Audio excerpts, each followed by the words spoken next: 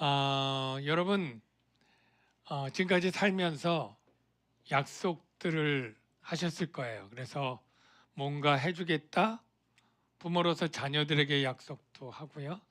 그리고 물건을 사고 팔 때 약속도 하고요. 뭐 렌탈할 때 몇 년 약정으로 쓰겠다, 그런 약속도 되겠죠.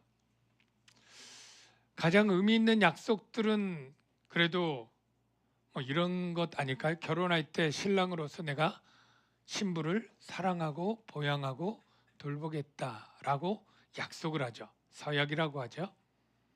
또 신부는 한 남편만을 섬기면서 내가 순종하는 아내로, 현숙한 아내로 살겠습니다. 이 약속입니다. 이제 곧 임직식 하면 임직 받는 분들은 내가 교회에 이렇게 은혜를 받고 충성하겠습니다, 약속하고요. 교우들도 임직 받는 분들을 우리 교회에 장로님, 집사님으로 잘 공경하고 순종하겠습니다, 약속입니다. 여러분, 약속 받으셨나요? 라고 제가 질문할 때 어떤 약속을 의미하냐면, 여러분, 아브라함의 약속을 여러분이 받았습니까? 라고 묻는 것이라면 여러분 어떻게 대답하시겠습니까? 받았습니까? 안 받았습니까? 네. 느낌상 그럴 것 같죠, 진행이. 예. 여러분이 분명히 오늘 아셔야 될 게, 이게 그렇게 흔한 주제가 아닌데, 여러분은 약속받은 자들입니다. 어떤 약속? 하나님이 아브라함에게 주신 약속을 저와 여러분도 받았습니다. 우리가 많이 이 약속을 받았는지를 모르고 살고 그 약속의 내용이 무엇인지도 잘 몰랐었던 게 사실인 것 같아요. 오늘 분명히 기억하십시오. 다 잊어버려도 나는 약속받은 자고 그 약속의 내용은 유업입니다. 유업. 그런데 지금 이 갈라디아 교회에 지금 약속으로 의를 얻는 것과 율법으로 의를 얻는 것이 서로 대립하고 있습니다. 바울이 가르친 복음은 뭐예요? 오직 약속을 믿는 믿음으로 의를 얻고 생명을 얻고 그리고 유업을 받는다. 이게 바울이 전한 복음의 은혜입니다. 근데 갈라디아 교회 유대주의자들은 뭐예요? 그것 외에 추가로 율법의 행위를 지켜야 된다. 순종해야 하나님 앞에 의를 얻고 구원을 받는다. 그 순종의 가장 중요한 핵심 내용이 할례를 받고 안식일 같은 정결례 같은 걸 지켜야 된다, 그런 이야기죠. 그러면서 그들이 그렇게 주장하려니까 뭐예요? 아브라함의 약속은 율법이 온 후에 헛되어졌고 이건 폐기되어야 된다, 이런 주장까지 나온 거예요. 그러니까 바울이 지금 변론을 어떻게 해야 돼요? 이 율법이 약속을 헛되게 할 수 없고 폐기할 수 없다, 이렇게 지금 변증을 해야 되는 거죠. 오늘 변증의 내용이 그렇게 되는 거예요. 먼저 유대 율법주의자들의 주장을 두 문장으로 정리하면 이렇게 할 수 있습니다. 모세법은 하나님에 의해 아브라함의 언약보다 온전한 표현과 보완물이 되도록 의도되었다, 더 업그레이드 되었다, 이거죠. 그러니까 모세 율법이 언약을 대체한다. 그 언약 이제 아브라함의 언약 필요 없어, 이렇게 되었다, 이렇게 주장을 하거나, 두 번째, 이 아브라함의 언약이 우리까지 되려면 우리는 혈통적으로 아브라함의 후손은 아니죠. 저와 여러분이 아브라함의 피가 우리 안에 없죠. 혈통적인 건 아니에요. 영적인 것이고 믿음에 의한 것이죠. 그런데 그 유대인들의 주장은 뭐예요? 아브라함의 후손은 아브라함의 육체적, 생물학적, 혈통적 후손이지 우리는 아니다, 이런 주장을 하니까 이렇게 주장을 하는 거죠. 아브라함에 대한 약속의 대상은 단지 아브라함의 생물학적 자손들과 유대 민족과 관련된 자들만을 염두에 두었다, 이런 주장을 하는데 이건 바울이 동의할 수 없죠. 그래서 오늘 본문이 이렇게 시작을 하는 겁니다. 어떻게 해요? 네, 형제들아, 내가 사람의 예대로 설명을 해줄 텐데 사람의 언약이라도 정한 후에는 아무도 패하거나 더하거나 하지 못하지 않느냐. 여러분 이거는 다 동의하시죠? 여러분이 살면서 어떤 약속을 해놓고 나중에 그것을 일방적으로 깨는 일은 사람의 예의도 아니죠. 아, 내가 너랑 결혼할게, 꼭 결혼할 거야. 그리고 결혼식 한 일주일 전에 생각이 바뀌었어. 이러면 안 되는 거잖아요. 예. 뭐 다른 장사나 사업하는 것도 마찬가지고요. 이 사람도 언약을 깰 수 없다. 함부로 깰 수 없다. 혹 깨게 되면 엄청난 위약금과 배상을 해야 되는 위험을 갖게 되기 때문에 함부로 못 깨는데, 그렇다면 하나님이 아브라함에게, 그 신실하신 하나님이, 거짓도 없고 변개하지 않는 그 하나님이 아브라함에게 하신 언약을 그거 그냥 생각해 본 게 아니야, 헛된 거야, 그거 없던 걸로 해, 이럴 수가 있겠습니까? 없다는 거예요. 그러면서 그 언약을 설명을 해요. 이 약속들은 아브라함과 그 자손에게 말씀하신 것인데 여럿을 가리켜 그 자손들이라 하지 아니하시고 오직 한 사람을 가리켜 내 자손이라 하였으니 곧 그리스도라. 여러분, 하나님이 아브라함에게 할 때 너와 내 자손들 복수를 안 쓰고 내 자손이라고 했다는 거예요. 내 자손. 단수거든요. 하나예요. 한 분. 그리고 이 한 사람이 누구냐라고 할 때 바울은 이 자손은 그리스도를 의미한다는 거예요. 그리스도. 실제 그런가 창세기를 보니까 그래요. 여호와께서 아브라함에게 나타나 이르시되 내가 이 땅을 누구에게? 내 자손들이 아니고 자손에게 주리라. 또 내가 너와 후손에게 내가 거류하는 이 땅 가나안 온 땅을 주어 영원한 기업이 되게 하고 나는 그들의 하나님이 되리라. 여기서 뭐예요? 다 단수를 썼다는 거예요. 그러니까 이 단수가 그리스도예요. 그런데 놀라운 게 그러면 그 유업이 아브라함, 그리스도 딱 둘에게만 준 것이냐? 우린 상관없네. 이렇게 생각하면 안 되는 게, 여러분, 우리가 예수를 믿을 때 우리는 그리스도에 속한 자가 되는 걸 믿으시기 바랍니다. 그리스도에게 준다고 할 때 그리스도의 지체요, 그리스도의 몸이 된 우리 믿음의 모든 사람이 그리스도에게 속하게 되는 거예요. 그래서 그 유업이 바로 그리스도 안에 있는 우리가 아브라함의 후손이 되고 우리에게 유업이 주어지게 되는 것이다. 논리적으로 이해가 되시면 아멘. 그래서 이렇게 말하잖아. 너희가 그리스도의 것이다. 믿음으로 그리스도의 것이 됐고 아브라함의 후손이다. 예? 그러면 아브라함의 후손이 어떻게 돼요? 약속대로 유업을 이을 자니라.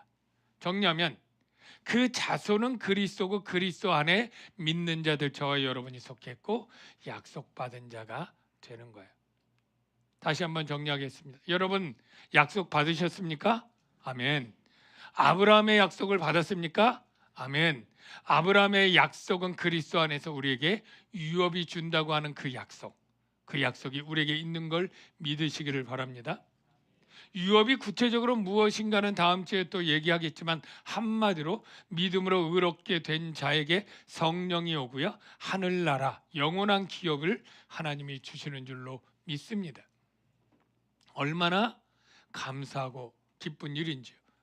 우리가 세상에서 부자들 자녀들이 그냥 그 금수저로 태어나서 아버지의 그러한 힘과 그러한 명예뿐 아니라 재산을 상속받을 때 부러워했잖아요. 우리가 신데렐라가 부럽지 않습니까? 우리 여성도들 신데렐라처럼 되고 싶어요? 아니면 안 되고 싶어요? 네, 질문이 너무 좀 그런데요. 네, 다 되고 싶다고 해요. 네, 우리가 가난하게 외롭게 그렇게 고생하며 살다가 그 왕자의 사랑을 받으면서 산다면 얼마나 복된 인생이라고 하겠습니까? 바로 우리가 그런 거예요. 우리가 그리스도의 신부로서 죄인이고 형편없고 정말 비천한 삶 속에서 멸망당할 수밖에 없지만 하나님의 왕의 아들이신 그 그리스도가 우리를 신부로 삼고 장가 들으셔서 우리에게 하나님 나라의 영광을 주신다. 이게 바로 성경의 메시지입니다. 바로 이 약속, 내가 너에게 장가 들리라, 이 약속이 호세아서에 구체적으로 되어 있습니다. 호세아서에 보면 이 음란하고 바람난 이 고멜을 하나님이 결혼시키게 하잖아요. 그러면서 우리를 통해 주는 메시지가 뭐냐면 네가 그럴지라도 내가 너와 결혼하고 내게 장가 들겠다. 이게 메시지로 있어요. 죄인인 우리를 사랑하사 하나님이 우리를 신부 삼고 영광으로 인도하신다고는 이 약속이 율법으로 폐하여진 것이 아니다라고 하는 것을 여러분 분명히 아시기를 바랍니다.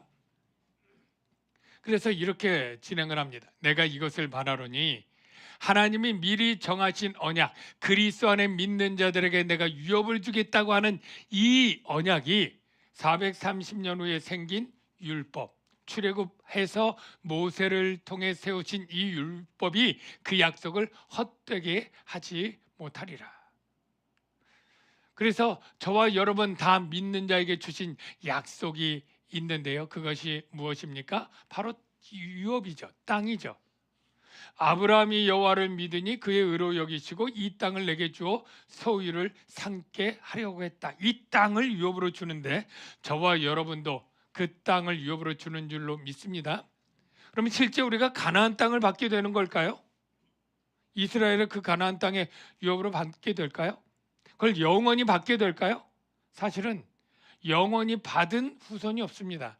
가졌다가 뺏기고 가졌다가 뺏기고 그렇게 했죠. 그리고 포로로 살았죠. 그러니까 그 영원한 기업은 영적인 것으로 저와 여러분 영적인 아브라함의 후손들이 하나님 나라를 영적으로 소유하게 될 것을 의미한다. 이렇게 여러분이 아시면 됩니다. 저와 여러분이 그 유업을 하나님이 주겠다고 하면 100% 확실할까요? 아니면 우리의 어떤 행위대로 믿는 우리가 잘못을 한다고 그것을 잃어버릴 가능성이 1%라도 있을까요? 중요한 겁니다. 여러분, 만일 하나님이 내가 유업을 줄 건데 너 나를 믿는 것 가지고 안 되고 네가 잘 똑바로 착하게 잘 살아야 내가 줄 거야. 그러면 우리가 그 유업을 100% 받을 수 있을까요? 아닙니다. 우리에게 책임이 있어서 네가 못 받을 수도 있어. 네가 하는 여부에 따라서 그렇게 하나님이 하지 않으셨어요. 그걸 어떻게 하느냐면 아브라함과 언약을 체결하는 방식이 아주 독특했어요. 보통 우리가 서약을 하면 임직자들이 서약하면 교우들도 서약을 합니다. 신랑이 서약을 하면 신부도 서약을 합니다. 쌍방간이에요. 그래서 공동 책임이에요. 결혼이 깨뜨릴 때 한 사람이라도 뭐 결혼에 안 되는 간음을 했거나 뭘 잘못하면 유책이 있으면 깨어질 책임이 둘에게 같이 있어요. 그런데요, 하나님은 하나님과 아브라함과 언약 맺을 때 둘이 같이 책임을 지지 않았어요. 그 당시에 언약의 방식이 뭐냐면 이 짐승들을 쪼개놓고 피가 철철 나겠죠. 쪼개진 몸이. 그 잔인하지만 그 피비린 나는 그 쪼개진 짐승을 딱 놓고 서로 언약을 맺는 뭐 국가 간의 불가침 조약이든 어떤 조약을 딱 맺을 때 둘이 그 피나는 그 짐승 사이를 같이 걸어갑니다. 그럴 때 어떤 의미가 있느냐면 만일 언약을 깨면 누가 깨든 이 깬 사람이 이 쪼개진 짐승처럼 죽을 것이다. 이 각오를 하고 언약을 세우는 거예요. 옛날에도 뭐 아주 그냥 독립투사들이나 아니면 뭐 조직에 있는 사람들이 혈서, 야쿠자들 뭐 그랬다고 하잖아요. 피로 막 맺은 맹세. 그런 것처럼 하는데 이 아브라함이 그 고대 근동 문화라고 표현하는데 거기에 언약식이 그러니까 하나님이 그래 너희들이 하는 언약식으로 내가 해줄게. 그리고 동물들을 준비해서 쪼개놓고 사이를 벌려놓으라고 얘기를 해요. 그리고 어떻게 했느냐면 아브라함이 질문하죠. 하나님, 내가 이 땅을 소유로 받을 뭔가 확실한 걸 보여주세요. 그랬더니 하나님이 그렇게 명령한 다음에 어떻게 언약을 체결하는지 아주 특별합니다. 해가 져서 어두워졌을 때 연기 나는 화로가 보이며 타는 횃불이 이게 누굴까요? 하나님을 의미해요. 타는 횃불. 하나님은 불처럼 임하시죠. 쪼갠 고기 사이로 어떻게 해요? 지나가더라. 아브라함이 지나갔어요? 안 갔어요? 아브라함이랑 같이 손잡고 가야 되잖아요 원래. 근데 하나님이 혼자 지나갔어요. 그건 뭐예요? 무슨 뜻이에요? 이 언약의 책임이 누가 있다? 하나님 혼자 지겠다는 거예요. 예. 내가 땅을 주는 것은 네가 어떤 조건을 했을 때 내가 주는 게 아니라 그냥 내가 약속대로 내가 책임지고 너에게 유업을 주겠다. 나를 믿는 너에게 유업을 주겠다. 이거예요. 여호와께서 그날에 아브라함과 더불어 언약을 세웠지만 하나님 혼자 그 언약을 치운 거야. 이 땅을 내 자손에게 주노니, 이 땅을 주는 분이 하나님이고 받는 분은 자손인데 주노니 하나님 혼자 주시는 거예요. 이게 바로 유업이 약속으로 말미암아 아브라함에게 주신 것이다. 이 얘기가 이거예요. 그 유업이 율법에서 난 게 아니고, 율법에서 난 것이면 약속에서 난 것이 아닌데 하나님이 아브라함과 언약 맺을 때 그때 아브라함에게 주신 것이라. 바로 내가 주리라 이랬다는 거예요. 여러분이 유업을 받을 것인데 이 유업을 여러분이 계명에 대한 순종의 신실함 때문에 받는 것일까요? 아니고 하나님의 신실함 때문에 받습니다. 제목이 뭐였죠? 나의 성실함. 내가 열심히 율법을 지키고 예배드리고 열심히 신앙생활 잘한 내 행위의 평생의 성실함 때문에 내가 하늘나라를 유업으로 받는 게 아니고 하나님의 약속에 신실한 하나님이 아브라함을 통해서 주신 약속, 그 자손 예수 그리스도 안에 있는 우리 모두에게 반드시 주겠다고 하는 약속 때문에 우리가 유업을 받게 되는 걸 믿으시길 바랍니다. 아멘이 굉장히 감격에 겨워서 해야 되는데 굉장히 우울하게 아멘을 하시네요. 우리가 유업을 반드시 받습니다. 우리가 잘해서 받는 게 아니라 하나님의 신실함 때문에 받는 걸 믿으시기를 바랍니다. 네, 이렇게 돼야죠. 그래서 교회는 뭐예요? 한마디로 말하면 약속받은 자들이다. 이렇게 얘기해요. 그럼 마지막으로 한 가지 짚고 넘어갈 것. 아니 그러면 이 약속으로 다 하나님이 주는 게 끝났는데 율법은 왜 줬느냐? 율법이 무엇이냐? 이 말은 율법을 왜 주었느냐? 그런 뜻인데요. 왜 그럼 율법을 주었을까요? 율법을 준 이유는 한마디로 말하면 우리의 구원을 돕기 위한 도구로 줬습니다. 우리가 믿음으로 의를 얻는 이 방법을 더 잘하라고 율법을 준 거예요. 그래서 이렇게 표현했죠. 왜냐하면 우리가 잘 믿으려면 우리가 죄인인 것을 알아야 되는데 우리가 죄인인 걸 모르는 거예요. 사람들이. 인간이 타락하니까 오히려 죄에 대해서 그냥 웬만한 건 죄가 아닌 거예요. 그런즉 율법은 무엇이냐? 인간이 죄를 계속 지음으로 더하여진 것이라. 천사들을 통하여 한 중보자 모세의 손으로 베푸신 것인데 약속하신 자손이 오시기까지 있을 것이라. 자, 뭐냐면요, 모세 율법 오기 전에도 우리 인간은 죄인이었어요. 근데 인간이 죄인인데 죄를 죄라고 생각지 않아요. 법이 없으니까. 내가 삐딱하게 가도 기준선이 없으니까 삐딱하게 가는 줄 모르는 것과 같습니다. 사람을 죽여도요, 이게 큰 죄라고 생각질 않아요. 짐승 잡아서 죽여서 잡아먹었잖아요. 사람도 그냥 뭐 죽일 수 있다 이렇게 생각을 하는 거죠. 힘센 사람이. 우리가 인간이 죄를 진 다음에 가인이 아벨 죽인 다음에 내가 이 동생을 죽였구나 이래서 죄책감으로 괴로워하는 모습은 성경에 어디에도 없어요.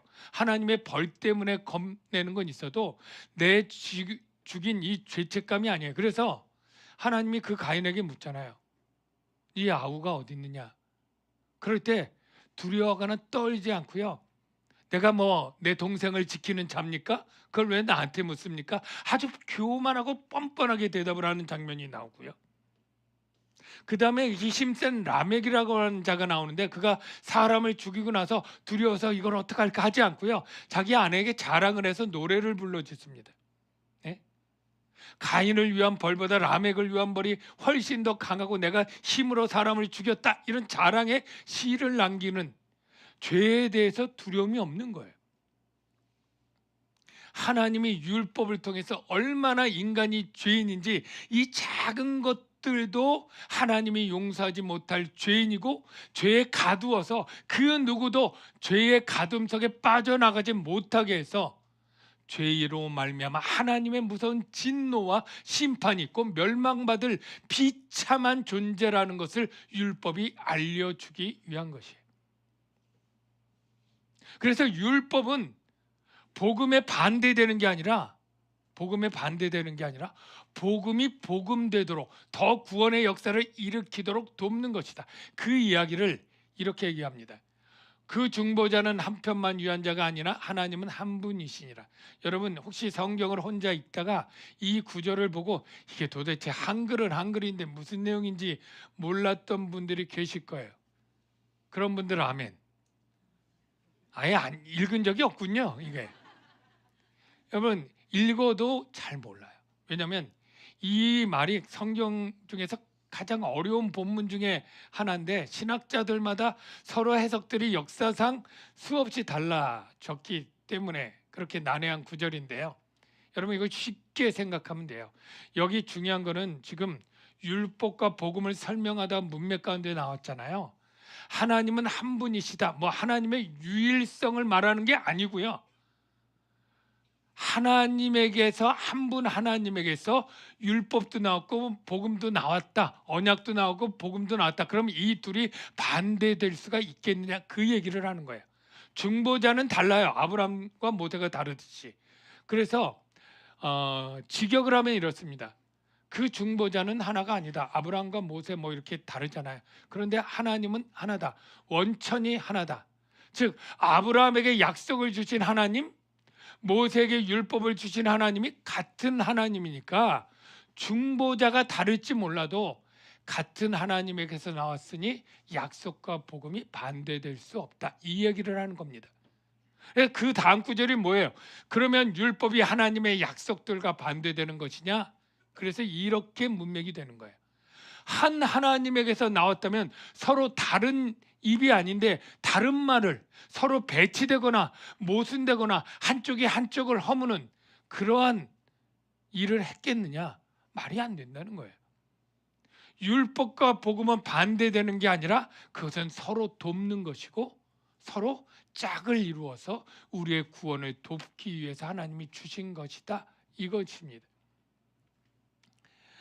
율법은 의를 만들어내는 게 아니라 의를 만드는 약속을 돕는 것입니다. 그러나 성경이, 여기 성경은 율법이라고 해석하면 돼요.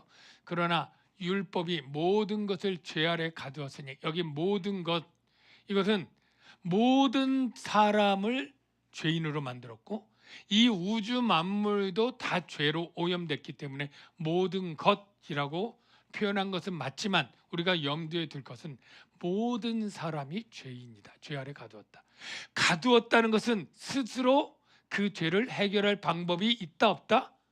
없다는 거예요. 갇혔으니까. 이 모든 사람이 죄에 가두었기 때문에 갇힌 사람들은 죽을 수밖에 없기 때문에 내가 율법으로는 죽을 수밖에 없다. 그런데 예수 그리스도를 믿을 때 죄사함과 의를 얻고 생명의 길이 있구나. 이걸 보면 어떻게 해요? 율법을 본 사람들은 예수님을 믿으러 나가게 되는 거예요. 그러니까 율법은 어떤 역할을 합니까? 바로 예수를 믿도록 이끌어내고 가이드가 되고 그쪽으로 안내하는 역할을 하는 거예요. 그래서 바로 그 약속대로 의와 성령을 얻게 하는데 복음뿐 아니라 율법이 꼭 필요한 겁니다. 제가 전에도 예를 들었는데 그냥 평생 건강검진 안 받고 자기가 건강한 줄 아는 어떤 사람들 가운데는 실제 건강한 사람도 있지만 정말 그 사람 중에 소수의 어떤 사람들은 정말 속에 암이 생겨서 통증이 없다고 그냥 방치해 두고 있다가 그냥 일찍 세상을 떠나는 사람들도 있잖아요. 근데 그 사람이 건강검진을 제때 받았다면 암 초기에 정말 전이 되지 않았을 때 치료를 받거나 정말로 혈관, 심장이 안 좋은 사람들이 죽을 때 미리 건강검진을 해서 내가 지금 혈액이 어떻고 혈관이 어떻고 혈압이 어떻고 이런 것들을 미리 알고 약 먹으면서 수술이 필요하면 수술했다면 살 수 있는 사람이 건강검진 안 하고 있다가 위태하게 되는 일들이 있을 수 있지 않습니까? 바로 검진은 치료를 위해 돕는 것이죠. 검진과 치료가 반대되는 것이냐? 아니죠. 율법과 복음이 반대되는 것이냐? 아니죠. 율법은 복음이 복음되도록 건강검진과 같은 역할로 해서 그를 건강하게 만드는 거예요. 이제 결론을 맺겠습니다. 저와 여러분은 율법과 이 약속을 통해서 하나님의 그러한 유업, 바로 의를 얻고 생명을 얻고 나라를 얻게 되었습니다. 할렐루야. 이것은 내가 계명의 성실함 때문에도 아니고 하나님의 약속의 신실함 때문에. 여러분 정리하십시오. 나의 성실함 때문이 아니고 하나님의 신실함 때문에 유업을 얻습니다. 그래서 우리가 이런 찬양을 늘 부를 수밖에 없어요. 주여, 우린 자주 넘어지고 실수합니다. 나는 죄인입니다. 하나님의 은혜만이 나를 살게 하십니다. 우리 이걸 우리의 고백일 수밖에 없죠. 네, 우린 넘어집니다. 우린 쓰러집니다. 죄인입니다. 실수합니다. 여러분 그렇지 않나요? 우리 좀 마음 생각하면서 이 찬양 같이 부르고 기도하면 좋겠습니다.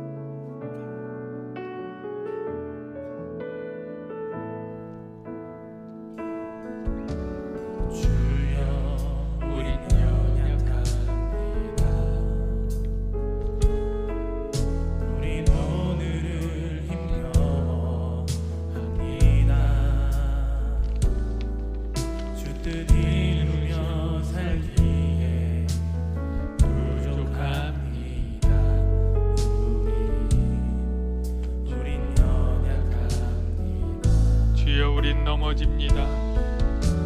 주여, 우린 넘어집니다. 오늘 하루도 실수합니다.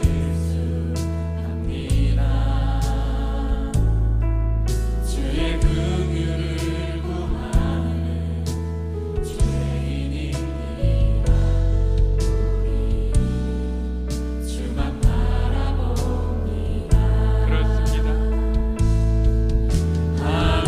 한없는 주님의 은혜 온 세상 위에 넘칩니다. 가릴 수 없는 주 영광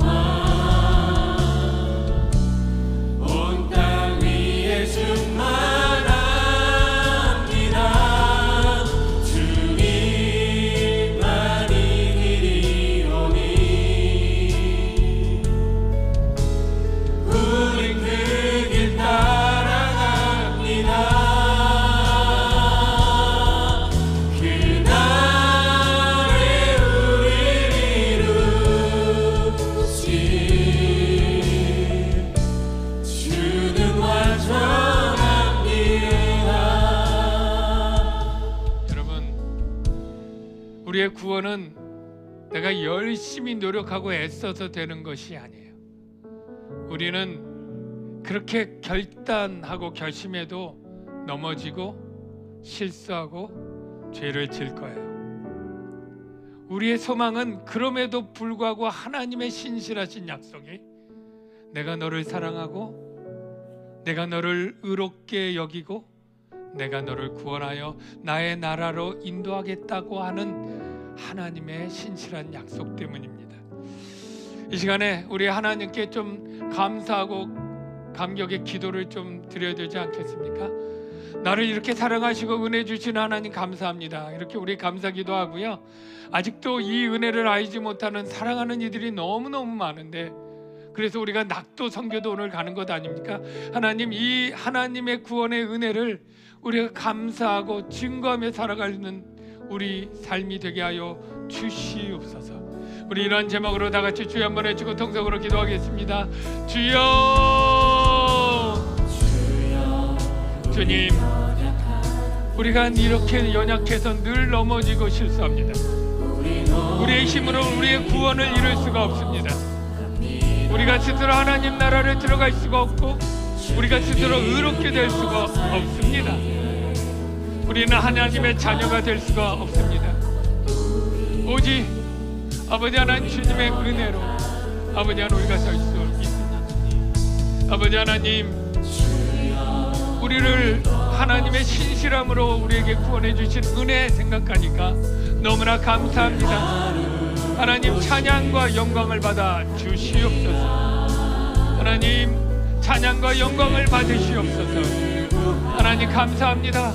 감사합니다. 할렐루야. 주님을 칭송합니다. 주님을 찬양합니다. 주님, 오직 주님만의 소망이 있습니다. 주님만이 우리의 소망입니다. 주님의 은혜를 사랑하며 소망하며 나갑니다. 온 세상 위에 주님으로 살게 하여 주님, 도와주시옵소서. 아직 이 언약을 누리지 못하는 주님, 주님 아버지 하나님, 주님만이 우리의 도움이시여, 주님만이 우리의 주여,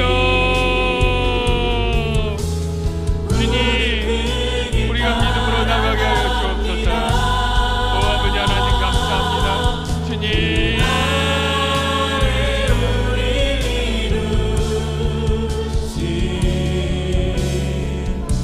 주는 완전합니다. 하나님 약속에 신실하신 주님 때문에 우리가 구원을 받습니다.